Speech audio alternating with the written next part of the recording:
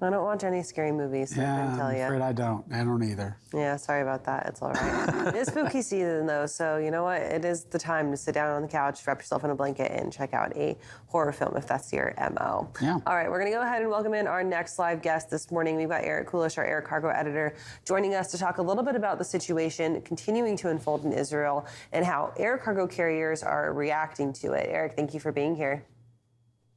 Hey, good morning, Kaylee.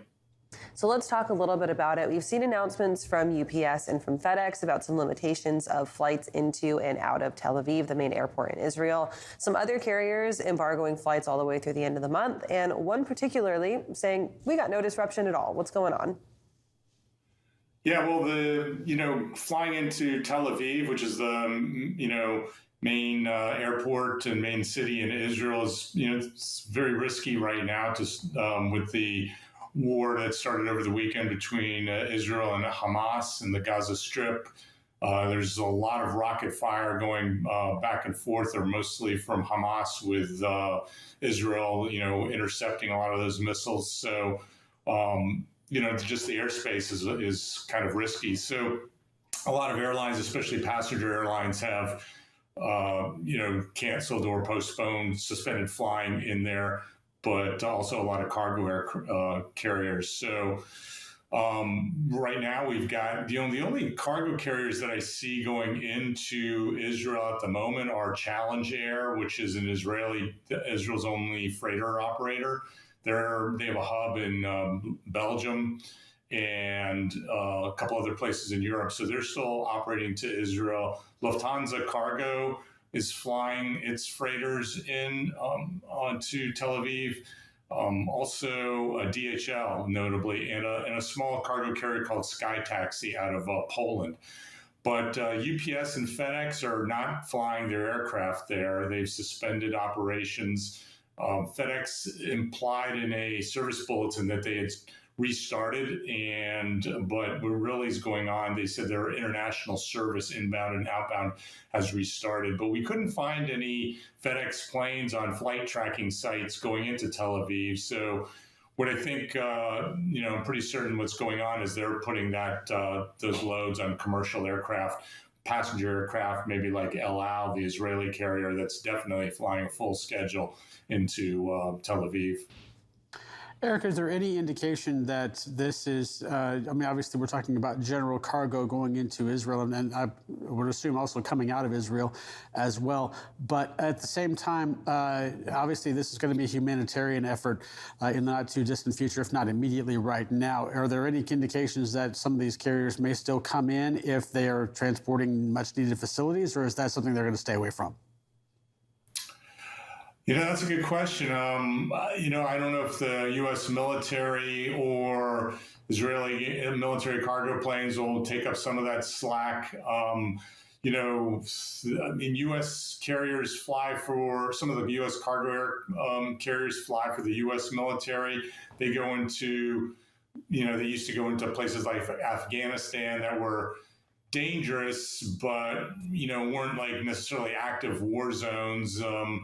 And they had the protection of the U.S. military. So I don't know how that's going to shake out, or if the Israeli government will contract with the third-party commercial carriers. So speaking of those American passenger airlines, news from both American Airlines and from Delta Airlines about their reduced schedules. What does that look like? And for folks who are maybe looking to flee the area, if it's on and they have the ability on a passenger airline, does that limit their ability to get on those flights?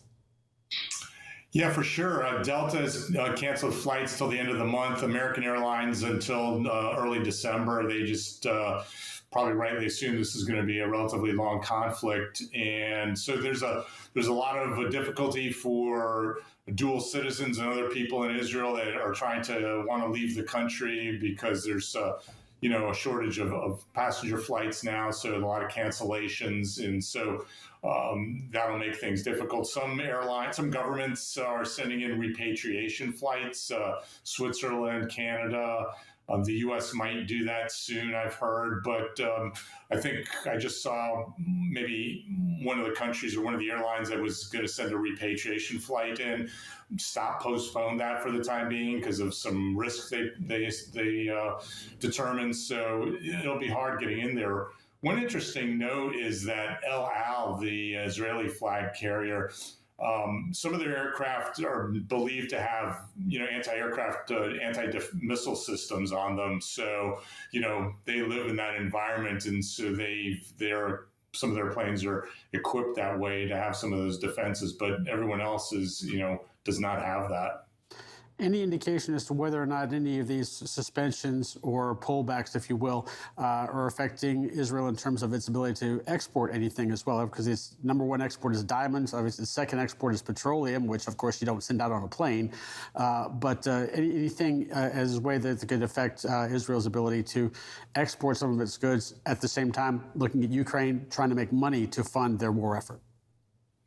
Yeah, no, for sure. There's going to be, some constraint in the pipeline getting exports and imports in. The war is very early days right now, so there's probably not any shortages or issues yet. But businesses engaged in commercial traffic, just like passengers, are going to have difficulties moving stuff on a timely manner. They'll probably be able to get things in and out, but it'll be delayed.